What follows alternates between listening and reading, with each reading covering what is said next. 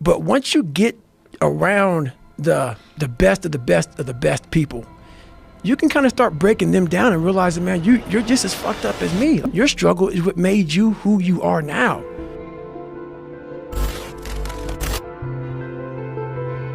Your upbringing, your mom and dad, your society, the way you were raised, it hit it better than mine. You weren't the only black kid, or there was like 5 in a school. You know, I can't hide. Going through buds, I was the only black kid. You can't hide. But I started realizing just because I look different than you, a lot of you motherfuckers can't hide either. So it started giving me courage through watching people that we all have a story. We all have a jacked up life in one way or another. Some of us don't have the guts to talk about it though. And that's where I found the guts to talk about mine.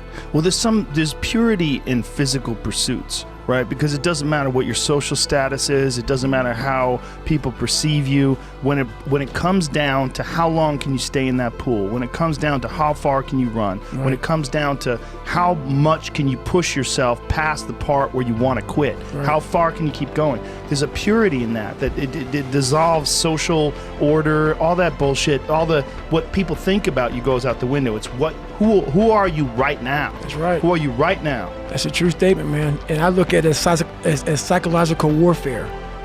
And that's where I started learning that life is one big psychological warfare that you play on yourself.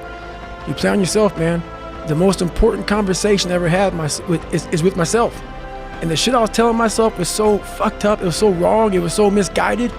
And other people start to write that dialogue for you also. And it starts to be what you say to yourself every single day. And I started creating a whole nother warfare, a whole nother battle started becoming. I was like, oh, hang on a second, Goggins. You have these tools. You have these tools. Your life was basically the perfect grounds for training for where you need to go in your life. All the beatings, all the bullying, all the, you going through learning disabilities, all the struggles. It was the absolute perfect training ground for you to go to where you need to go. And that's how I started looking at my life versus woe is me, poopy pants, kick a rock down the street mentality. It was, nah, God just hooked you right the fuck up. He hooked you right up, man, with the perfect place. You were training for the first 18, 19, 20, you were training for this stuff, man. You had the advantage of everybody else versus, my God, they're so above me. They came from a great family. Mom and dad love them. They didn't have to learn, they didn't stutter, they didn't struggle. No, man, your struggle is what made you who you are now. So I started flipping this into a whole different, I started being a master of what I was scared of. I was scared of my mind. And I became literally a master of that mind. And that's what from now on, it sets me apart from most people. I started diving into that. Well, that is a big part of the story is when you go over your childhood and, your abusive father and then having this great guy that was going to become your stepdad and then he gets murdered. It's like right when you're about to get out of it, everything looks good, boom, and then he gets murdered. It's like these things really did sort of set you up to start from scratch again. You just go, okay, roger that, we start from scratch.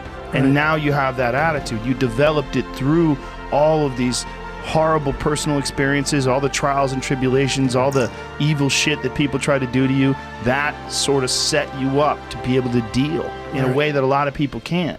Well, I used to look at my life from a different vantage point. And when you're in all the muck and you're just walking in muck and walking in muck and walking in muck, you don't see that if you look off to the fucking left of the muck, there's a sidewalk, brother. Get off of it. You have your head down looking in this muck. Once I saw the sidewalk, got the sidewalk, I got a little break. And I got a different vantage point. And then from the sidewalk, I found a cliff. Then I found a mountain. I got way up high on top of my life and looked back down on it and said, okay, I gotta figure this out, man. I'm not going anywhere. I'm starting to lie. So when you have a messed up foundation, I started lying about everything. I wanted people to like me. I wanted to be accepted in some society of life, some social society. And I was like, man, this isn't the right way. I'm messed up here, I'm messed up here, I'm messed up everywhere. And so I realized the worst thing that happened to me is I lost myself. I never had myself, I never found myself. I had no self-esteem.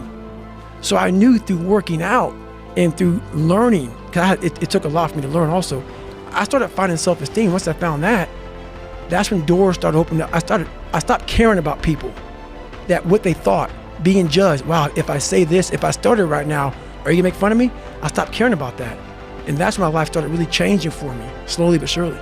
That's such an important point when you're talking about the working out, because a lot of people, when they think about working out, they think of it as being a physical thing. Right? No. I did it for mental. Yeah. People always say, "My God," like, no, don't look at it like I didn't care about losing weight. I didn't care about being the fastest person. I wasn't making the Olympics. I wasn't going to pros. I could barely read and write when I was a junior in high school. I wasn't going anywhere. I saw working out as a way for me to build calluses on my mind. I had to callous over the victim's mentality. So I watched these movies. I talked about Rocky last time I was on here. I always equated training to mental toughening. Like, it always looked brutal. People waking up early and doing all these things, and it looked horrible. I was like, wow, man, I gotta start doing that. Not to get better, bigger, and stronger, but that is what's gonna build me. That looks uncomfortable. That looks brutal. And getting up early, I don't wanna do that. So I made this long list of things I don't wanna do. And through that, I found myself. I started, I'm like, you guys aren't doing this shit in high school. You guys aren't getting up at 5 o'clock in the morning, running over here in this golf course. So I started seeing myself very differently than the average human being. I was like, hold on a second. I have something they don't have. And that's when I started to develop these things through working out. It was this great, never-ending work ethic. And through work ethic, I developed self-esteem. This is crazy. Like, you're literally trying to reinvent the wheel, but I was trying to reinvent my mind. And I used every single tactic possible to do that. I didn't want to live in this world where I was a fake human being anymore. And I was tired of blaming everybody for where I was at. And then at 22, I went back to see him through a grown man's eyes. And he was the same person I remembered. But I had to. You can't live with hate. You cannot move forward. As much as that guy tried to ruin all of our lives, that's where I came from. I had to figure out the origin of where I started from. So when I was going back through my life trying to fix who I am, the fucked up person I was, like, if your knee hurts, it's usually not your fucking knee that's hurting. It's something else, man. Like, it could be a tight quad. It could be the right leg if it's the left leg. You gotta find out the origin of where all this shit began. When you separate yourself from your ego and what your insecurities and all like, if you were giving yourself advice, you would say that's what the thing is to do. So do you think that's what it was, like your subconscious, or you stripped away from all the bullshit when you couldn't lie to yourself because it's a voice in your head? That's exactly it. Because it knew. It knew. I was a character. I was trying to find myself through a character.